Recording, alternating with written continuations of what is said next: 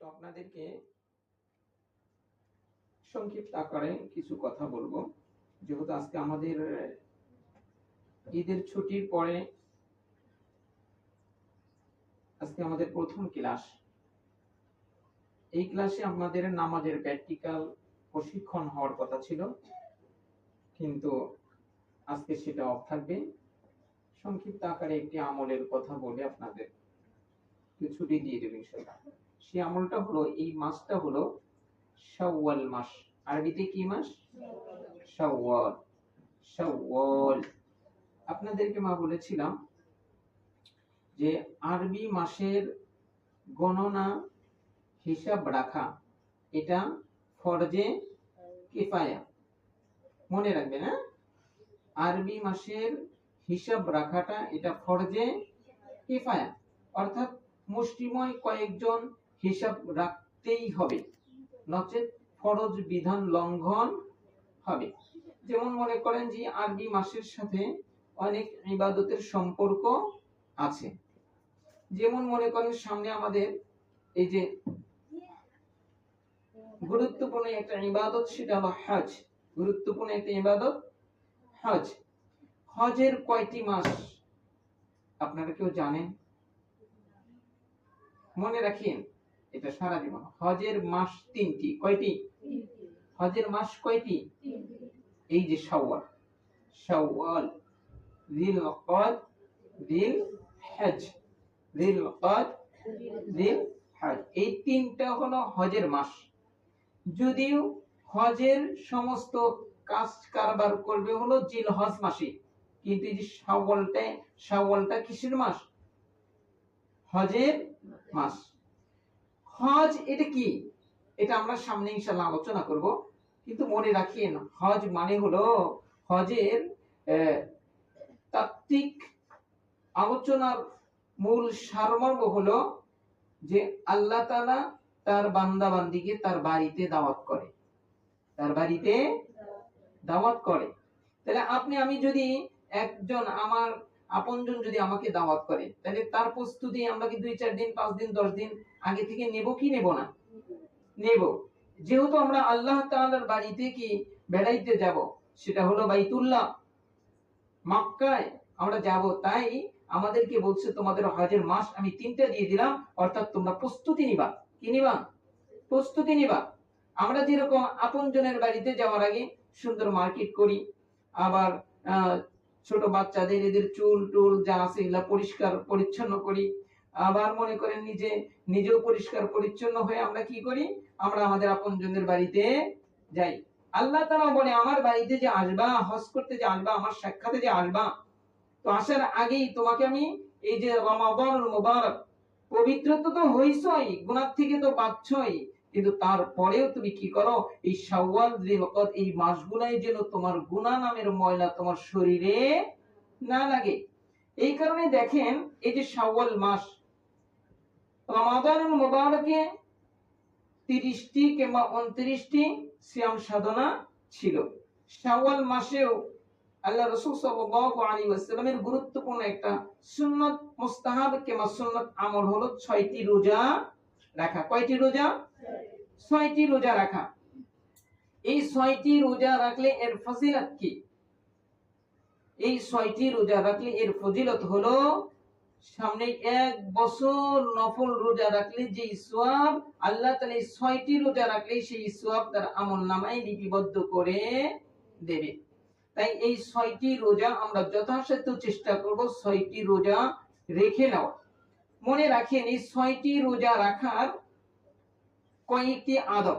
1 number, এই 6টি রোজা রাখতে হলে যাদের স্বামী কাছে আছে, বাড়িতে আছে, স্বামীর কাছ থেকে আগে অনুমতি নিতে হবে। মনে থাকবে ইনশাআল্লাহ। আপনি মনে রাখেন, আপনি যে কোনো নফল রোজা রাখবেন, এটা স্বামীর কাছ থেকে অনুমতি নিতে হবে। 2 নাম্বার, আপনি এই রোজাগুলা করার আগে খেয়াল করবেন যে আমার ভেঙে যাওয়া রোজা আছে কিনা। মায়েদের যেহেতু মাসে রোজাটা ভেঙে যাওয়ার সম্ভাবনা থাকে, এই কারণে আপনাকে খেয়াল করতে হবে এই 6টি রোজার আগে আমার রোজাগুলো ভেঙে গেছে, অর্থাৎ ফরজ রোজা আমার ভাঙ্গা রোজা আছে কিনা। যদি থাকে তাহলে এখানে দুই ভাবে আমল করতে পারেন। কয় ভাবে? দুই ভাবে আমল করতে পারেন। এক নাম্বার, আগে ওই ভাঙ্গা রোজাগুলো করে নেবেন, তারপরে এই 6টি রোজা রেখে নেবেন। আবার আপনি এভাবেও আমল করতে পারেন যে আগে এই 6টি রোজা রাখবেন, তারপরে ভাঙ্গা রোজাগুলা রেখে নেবেন, ছুটে যাওয়া রোজাগুলা রেখে নেবেন। মনে থাকবে আমি কিন্তু দুই ভাবে বললাম, অর্থাৎ 6টি রোজা আগে রাখবেন, তারপরে ওই ছুটে যাওয়া রোজাগুলা রেখে দিবেন। এই 6টি রোজা এর বিধানটা কি? মুস্তাহাব কিংবা সুন্নাহ, মুস্তাহাব কিংবা সুন্নাহ। আর ভেঙে যাওয়া রোজা এটা কি? ফরজ। এটা কি? ফরজ। মনে রাখিয়েন এই রোজাটা ফরজ। তা আপনি এই 6টি রোজা দুই ভাবে রাখতে পারেন। একটা হলো আপনার ছুটে যাওয়া রোজা আগে রাখবেন, পরে ভেঙে যাওয়া রোজা পরে এই 6টি রোজা রেখে নেবেন। আবার অথবা আপনি 6টি রোজা আগে রাখবেন, পরে ভেঙে যাওয়া রোজাগুলো রাখবেন। মনে থাকবে ইনশাআল্লাহ। এখন আসেন, উলামায়ে কেরাম এখানে কেউ কেউ বলেন আগে ভাঙ্গা রোজা অর্থাৎ ছুটে যাওয়া রোজাগুলো রাখবে। ওনারা বলেন কেন? যেহেতু এই 6টি রোজা শাওয়াল ছাড়া অন্য মাসে রাখতে পারবে না, এই কারণে আগে এই শাওয়ালের 6টি রোজা রাখবে, আর ছুটে যাওয়া রোজাগুলা পরে রাখবে। আবার কেউ কেউ বলেন না, আগে ছুটে যাওয়া রোজাগুলো রাখবে। কেন? কয় মানুষের হায়াতের দড়ি কোন সময় ছিঁড়ে যায় এটা বলা যায় না। যেমন এই যে কয়েকদিন আগে আপনারা শুনছেন কিনা, এই যে ঈদের ছুটি কাটিয়ে যার যার কর্মসংস্থানে যাওয়ার সময় ওই দৌলদিয়া ঘাটে একটা বাস ডুবে অনেক মা, অনেক বাবা, অনেক বাচ্চা আল্লাহ তাআলার কাছে চলে গেছে, পরপারে চলে গেছে। এটা কিন্তু 5 মিনিট আগেও ভাবে নাই, 5 মিনিট আগেও কিন্তু ভাবে নাই যে আমার কপালে এটা পানির নিচে আমরা ডুবে চুবে চুবে আমরা মরে যাব। এটা কিন্তু তারা ভাবে নাই। বরং তারা ওই বাসে বসা অবস্থায় তাদের কি ছিল? নিয়ত ছিল যে আমরা আমাদের বাসায় চলে যাব, সেইখানে যাই এই কাজ করব, কালকে থেকে আমরা ডিউটি পালন করব, এই রকম নিয়ত ছিল কি ছিল না? কিন্তু তারা কি আজকে সেই কাজে আছে, নাকি আল্লাহ তাআলা তাকে সেই কাজ থেকে চিরদিনের জন্য অবসর করে দিয়েছে? তাই উলামায়ে কেরামগণ বলেন কার মৃত্যু কোন সময় হাতছানি দিয়ে ডাকে কোনো বলা যায় না। মানে কালকেই আমি আমার মেয়েদেরকে একটা ঘটনা শুনিয়েছি। এক বাবা ইন্তেকাল করেছে, এক বাবা ইন্তেকাল করেছে। দেখো এই বাড়িতে কান্নার রোল পড়ে গেছে। তো তখন একজন পথিক, নাম তার আব্দুল্লাহ, উনি কি করছে? ওই বাসার ভিতরে ঢুকছে। ঢোকার পরে দেখে যে সবাই কান্না করতেছে। তো বাড়ির পাশে বসে এক সাইডে একটা মেয়ে কান্না করতেছে, কিন্তু তার কান্নার ঢংটা ছিল ভিন্ন রকম। তার কান্নার ঢংটা ছিল ভিন্ন রকম। ওই মেয়েটাকে জিজ্ঞেস, মা তুমি এরকম ভাবে কান্না কেন করো? তখন বলতেছে যে হযরত, আমি এজন্য এইভাবে কান্না করতেছি, আমার বাবা অফিস করে বাসায় আসতো, আসার পরে 2 ঘন্টা তার রুমের ভিতরে থাকতো, 2 থেকে 3 ঘন্টা তার রুমের ভিতরে দরজা লক করে থাকতো। তো আমরা এই সময় বাবাকে ডিস্টার্ব করতাম না। তারপরে বাবা আসতো, আসার পরে দুপুরের খাবার রাত খাবার খাইতো এবং কি আমাদের সাথে গল্প গুজব করতো। কিন্তু একদিন বাবা অফিস থেকে আসতে বাসার ভিতরেও ঢুকছে, তার রুমের ভিতরেও ঢুকছে, 2 ঘন্টা চলে গেল বাবা নাই, 3 ঘন্টা চলে গেল বাবা নাই, 4 ঘন্টা চলে গেল বাবা বের হয় না, 5 ঘন্টা চলে গেল বাবা বের হয় না। 6ষ্ঠ ঘন্টায় গিয়ে আমরা দরজা ভাঙলাম, দেখলাম আমার বাবা আর এই দুনিয়াতে নাই, সে ইন্তিকাল করে পরপারে চলে। কিন্তু ওই সময় তার ল্যাপটপে অশ্লীল মেয়েদের ডান্স চলতেছিল, অশ্লীল মেয়েদের ডান্স চলতেছিল। তাই আমি ভাবি আমার বাবা হয়তো এই 2 ঘন্টা যে অফিস করে এসে হয়তো সেই বুড়া বয়সেও এই অশ্লীল মেয়েদের ডান্স এই অভ্যাস সে ছাড়তে পারে নাই, যার কারণে দরজা লক করে উনি কি করতো? এই গুনাহ করতো। কিন্তু আমার বড় আফসোস, বাবার প্রতি ঘৃণা হচ্ছে যে বাবার ইন্তিকালটা এমন অবস্থায় হলো যে গুনাহ করতে করতেই দুনিয়া থেকে চলে গেল। তাই মানে কোন সময় কার হায়াতের রশি ছিঁড়ে যায় এটা বলা যায় না। আরে এই যে আমি শাহবাজপুরে একটা ঘটনা দেখছি, আমি ওই বাচ্চাটাকে দেখেছি। উনি নাপিতের দোকানে গেছে, নাপিতের দোকানে যাওয়ার পরে বলছে যে আমার চুলটা কেটে দাও। চুল কেটে দিছে, তারপরে বলছে আমার ঘাটটা একটু টিপে দাও। ঘাটটা টিপে দিছে, সঙ্গে সঙ্গে তার রগটা ছিঁড়ে গেছে। তার রগটা ছিঁড়ে গেছে। তাই মানে কার কোন সময় হায়াতের রশি ছিঁড়ে যায় বলা যায় না। তাই সব সময় ওই প্রস্তুতি নিয়ে থাকা, সব সময় এই যে যেমন দেখেন এই 6 রোজা, এই 6 রোজাকে যদি আপনি সারা জিন্দেগীর 6 রোজা যদি এক পাল্লায় রাখেন, আর আপনি চোখ দ্বারা মনে করেন যে একটা নাটক দেখলেন কিংবা সিনেমা দেখলেন, এই গুনাহটা এক পাল্লায় রাখবেন।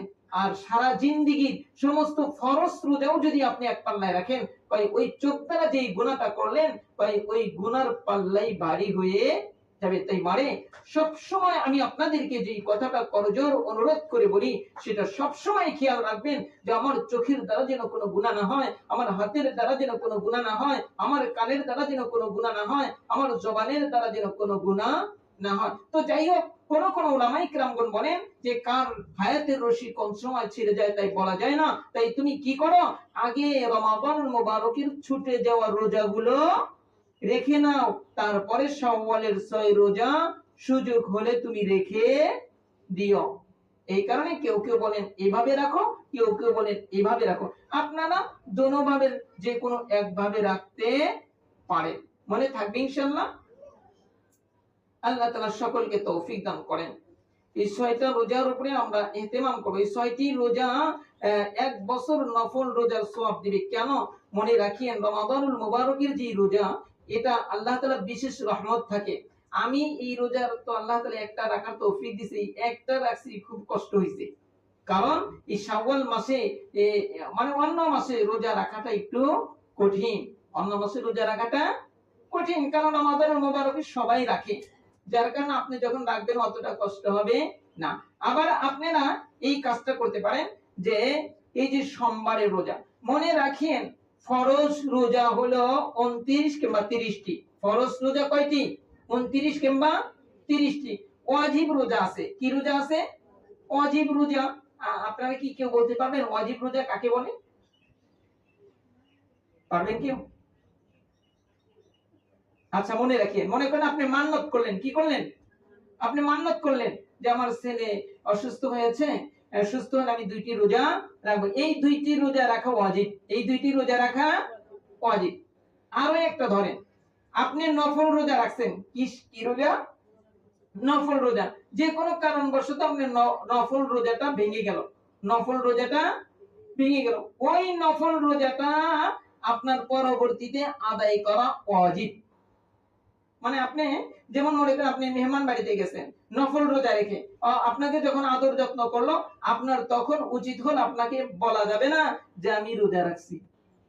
কি বলা যাবে না? আমি রোজা রাখছি এটা বলা যাবে না। তারা যে খাইতে বলছে আপনি খেয়ে নেবেন, কিন্তু আপনি ওই রোজাটা পরবর্তীতে করে দিবেন। পরবর্তীতে করে, হ্যাঁ, আপনি যদি আবার বলেন যে আমি রোজা রাখছি, এটা যে বললে যে গুনাহ হবে এরকম না। হ্যাঁ, নিয়ত যদি উল্টাপাল্টা থাকে তাহলে গুনাহ হওয়ার সম্ভাবনা আছে। বিধায় উলামায়ে কিরামগণ বলেন যদি তুমি নফল রোজা রাখো, এমত অবস্থায় তোমাকে যদি তোমার কোনো বন্ধু বান্ধব বলে যে তুমি আমাদের সাথে খাবারে অংশগ্রহণ করো, আপনি কি করতে পারেন? আপনি খাবারে অংশগ্রহণ করবেন, কিন্তু বলা যাবে না যে আমি রোজা আছি। কেন? রোজা আছি কথাটা বললে নিজের দিলের ভিতরে রিয়া আসতে পারে। কি আসতে পারে? রিয়া আসতে পারে। হ্যাঁ, যে আমি দেখো রোজা রাখি, আমি নফল রোজা রাখি। এই কারণে উলামায়ে কেরাম এই কথাটা বলেন। তো এই যে ওয়াজিব রোজা 2 প্রকারের। ওয়াজিব রোজা 2 ভাবে হয়। ওয়াজিব রোজা কয় ভাবে হয়? আপনি যদি মান্নত করেন তাহলে ওয়াজিব হবে, আর নফল রোজা যদি আপনার কি যায় ছুটে যায় তাহলে আপনাকে পরবর্তীতে রেখে দিতে হবে। অবশিষ্ট যত রোজা এগুলা হলো সুন্নাত বা মুস্তাহাব। সুন্নাত বা মুস্তাহাব। সুন্নাত আর মুস্তাহাব রোজাগুলা কি কি? 1 নাম্বার ধরেন সোমবার বৃহস্পতিবার। সোমবার বৃহস্পতিবার এই রোজাগুলো সাপ্তাহিক, এই 2টা রোজা রাখা সুন্নাত। এই 2টা রোজা রাখা সুন্নাত। মাসে অর্থাৎ আরবি মাসের 13, 14, 15, আরবি মাসের 13 তারিখ, 14 তারিখ, 15 তারিখ এই 3টি রোজা রাখা গুরুত্বপূর্ণ সুন্নাত। এই 3টি রোজা রাখা গুরুত্বপূর্ণ সুন্নাত। তারপরে আসেন জিলহজ মাসের 9টি রোজা রাখা সুন্নাত। কয়টি রোজা? 9টি। জিলহজ মাসের 1 তারিখ থেকে 9 তারিখ পর্যন্ত রোজা রাখা সুন্নাত। তারপরে মুহররমের 2টি রোজা রাখা সুন্নাত। কয়টি রোজা? মুহররমের 10, 11 কিংবা 9, 10, 10, 11 কিংবা 9, 10 এই রোজাগুলো রাখা কি সুন্নাত। মনে থাকবে ইনশাআল্লাহ। আর এই যে শাওয়ালের 6টি রোজা, এই রোজাগুলো রাখা সুন্নাত বা মুস্তাহাব। তাহলে আমরা রোজা পাইলাম 3 প্রকারের। একটা হলো ফরজ রোজা, আর একটা হলো ওয়াজিব রোজা, আর একটা হলো সুন্নাত রোজা কিংবা মুস্তাহাব রোজা। সুন্নাত মুস্তাহাব রোজা কি কি, আপনাদের কিন্তু এগুলো পরীক্ষা ইনশাআল্লাহ আসবে, মনে রাখিয়েন। ঠিক আছে ইনশাআল্লাহ। তো আপনারা এই কাজটা করতে পারেন, এই শাওয়ালের 6 রোজা, এই শাওয়ালের 6 রোজা আপনারা কাজ করতে পারেন যে সোমবার আর বৃহস্পতিবারে রাখবেন। সোমবারে রাখলে আপনি সোমবারে রাখলেন 2 নিয়ত করবেন যে আমি সাপ্তাহিক সোমবার এবং শাওয়ালের রোজার নিয়ত করলাম। তাহলে আপনি 1 রোজা রেখে 2 রোজার সওয়াব আল্লাহ তাআলা আমলনামায় লিপিবদ্ধ করে দেবে। আবার যদি সেটা আইয়ামে বীজের মধ্যে পড়ে, যেমন মনে করেন আজকে শাওয়ালের কয় তারিখ কেউ বলতে পারেন? আজকে কত তারিখ? আজকে 12। তাহলে আগামীকাল 13 তারিখ না, বৃহস্পতিবার। তাহলে এখানে 3টা নিয়ত করতে পারবেন। কয়টা নিয়ত? 3টা। অর্থাৎ আইয়ামে বীজের রোজা, বৃহস্পতিবারের রোজা আর শাওয়ালের রোজা। তাহলে 1 রোজার ভিতরে আপনি 3 রোজার সওয়াব পেয়ে যাবেন। কৌশলটা মনে থাকবে ইনশাআল্লাহ। আপনি মনে করেন 2 রাকাত এই যে নফল নামাজ পড়বেন। কিসের নামাজ? নফল নামাজ পড়বেন। যেমন এই যে আওয়াবিনের নামাজ আপনারা পড়েন, আওয়াবিনের নামাজ। আপনাদের কি কষ্ট হচ্ছে? মানে আওয়াবিনের নামাজ যেটা হলো মাগরিবের সুন্নাতের পরে 6 রাকাত পড়তে হয়। কয় রাকাত? 6 রাকাত পড়তে হয়। এই নামাজটা কি কেউ পড়েন? আচ্ছা, এই নামাজটা পড়ার চেষ্টা করবেন। এই নামাজটার ফজিলত কি আমি একদিন ইনশাআল্লাহ বিস্তারিত আলোচনা করব ইনশাআল্লাহ। তো যাই হোক, আপনি মনে করেন 2 রাকাত নফল নামাজ পড়বেন। কিসের নামাজ? নফল নামাজ। নামাজের প্রকারগুলো আপনাদেরকে শিখাবো ইনশাআল্লাহ। 30 প্রকারের নামাজ আছে। এগুলো যে নামাজের প্র্যাকটিক্যাল শেষ হলেই এগুলার আলোচনা ইনশাআল্লাহ আসবে। তো আপনি নফল নামাজ পড়তেছেন, আপনি এটা কৌশল আমি আমাদের উস্তাদ মুহতারাম ওনাদের থেকে আমি শুনেছি, এবং কি এটা খুব শক্তিশালী মজবুত দলিলের মাধ্যমে আমাদের পর্যন্ত এসে পৌঁছিয়েছে। সেটা হলো আপনি 2 রাকাত নফল নামাজের নিয়ত করলেন যে আমি 2 রাকাত নফল নামাজের নিয়ত করলাম, আল্লাহু আকবার। 2 রাকাত নফল নামাজের নিয়ত করলাম, আল্লাহু আকবার। ও আরেকটা জিনিস মনে রাখেন, আমি এখানে মানে বারবার বলার পরেও আপনাদের এই কথাটা কানে কেন আপনারা ঢুকায় রাখেন না? আমি তো বারবার বলছি শবে বরাতের নামাজ নাই, শবে কদরের নামে কোনো নামাজ নাই, শবে বরাত নামের কোনো নামাজ নাই, শবে কদর নামের কোনো নামাজ নাই। কেউ যদি শবে কদরের নিয়ত করে কোনো নামাজ পড়ে তার নামাজই কবুল হবে না। কেউ যদি শবে বরাতের নিয়ত করে যে আমি শবে বরাতের নামাজ পড়তেছি, আল্লাহু আকবার, তার নামাজ কবুল হবে না। কারণ এই প্রকারের কোন নামাজই আল্লাহ তাআলা রাখে নাই। হ্যাঁ, তাহলে কি শবে বরাতে আমরা নামাজ পড়ি? সেগুলা কি? সেগুলো হলো নফল নামাজ। কিসের নামাজ? নফল নামাজ। আপনি সেটা সাধারণ নফল নামাজ পড়তে পারেন যে আমি 2 রাকাত নফল নামাজের নিয়ত করলাম, কিংবা আপনি বলতে পারেন যে আমি 2 রাকাত কিয়ামুল লাইলের নিয়ত করলাম, কিংবা আপনি বলতে পারেন রাত্রিবেলায় যেহেতু আপনি বলতে পারেন আমি তাহাজ্জুদের নিয়ত করলাম। আপনি বলতে পারেন আমি ওযু করে যাওয়ার পরে যদি নামাজ পড়েন আমি সালাতুল ওযুর নিয়ত করলাম। আপনি 2 রাকাত সালাতুল হাজতের নিয়ত করে নামাজ পড়তে পারেন। আপনি সালাতুল মারিজ, অর্থাৎ আপনি অসুস্থ, আপনার শরীরের ভিতরে বিভিন্ন রোগ শোক আপনার শরীরকে আক্রান্ত করেছে, আপনি তাইলে রোগের নামাজ সালাতুল মারিজ বলে এই সালাতুল মারিজের নিয়ত করে আপনি নামাজ পড়তে পারেন। অর্থাৎ আপনি শবে বরাত শবে কদরের নামাজ আছে, আপনি যে কোনো নফল নামাজ পড়তে পারেন, কিন্তু মনে রাখিয়েন শবে কদর শবে বরাতের নাম দিয়ে কোনো নামাজ নেই। মনে থাকবে মা? এটা কিন্তু খুব ভালোভাবে মনে রাখবেন। আমি বারবার বলছি, কিন্তু তারপরেও এবারও আমাদের এক মা বাসায় বলছে আমরা আগে পড়ছি। আপনি আগে পড়ছেন, আপনার বাপে যে আগে এত বারবার বলছে, এটা কি আপনার মনে নাই? আচ্ছা, কষ্ট নিলেন? আচ্ছা, আল্লাহ মাফ করে দেন, আমাদের কষ্ট নিয়ে না। আমার কোন এক মা বলছে যে তাই বললাম যে আপনার বাপে বলছেন তাই। তো যাই হোক, তাহলে আপনি কি করতে পারেন, যেমন আপনি 2 রাকাত নফলের নিয়ত করেন, যেমন আওয়াবিনের নিয়ত করবেন কিংবা তাহাজ্জুদের নিয়ত করবেন। আপনি দেখেন তাহাজ্জুদ নিয়ত করবেন কয় রাকাত করে? 2 রাকাত। কয় রাকাত করে? 2 রাকাতের নিয়ত করবেন। তাহলে কিভাবে? আমি 2 রাকাত তাহাজ্জুদ সালাতের নিয়ত করলাম। এখন আপনি তাহাজ্জুদের ভিতরে দেখেন আপনি কতগুলা নিয়ত করতে পারেন। আপনি মনে ওযু করে আপনি নামাজ পড়ার জন্য প্রস্তুতি নিচ্ছেন। ওযু করছেন না আপনি? তাহলে আপনি বলতে পারেন আমি 2 রাকাত সালাতুল ওযু কিংবা তাহিয়াতুল ওযু, তারপরে সালাতুত তাহাজ্জুদ, তারপরে সালাতুল মারিজ, মানে আপনি অসুস্থ, আপনার শরীরে অনেক রোগ শোক আমাদের সকলেরই আছে না কম বেশি, যে সালাতুল মারিজ, অর্থাৎ এই নামগুলো আবার মুখস্থ করতে হবে। সালাতুল মারিজ, তাহলে আপনি তাহাজ্জুদের সালাত, তারপরে ওযুর সালাত, তওবার সালাত, তারপরে হলো অসুস্থতার সালাত, তারপরে হাজতের সালাতুল হাজত, এই যে 5টা নিয়ত করে আপনি কি করলেন? দাঁড়ায় গেলেন। 5টা নিয়ত করে আপনি দাঁড়ায় গেলেন। 2 রাকাতে আল্লাহ তাআলা আপনার আমলনামায় 10 রাকাতের সওয়াব দিয়ে দিবে।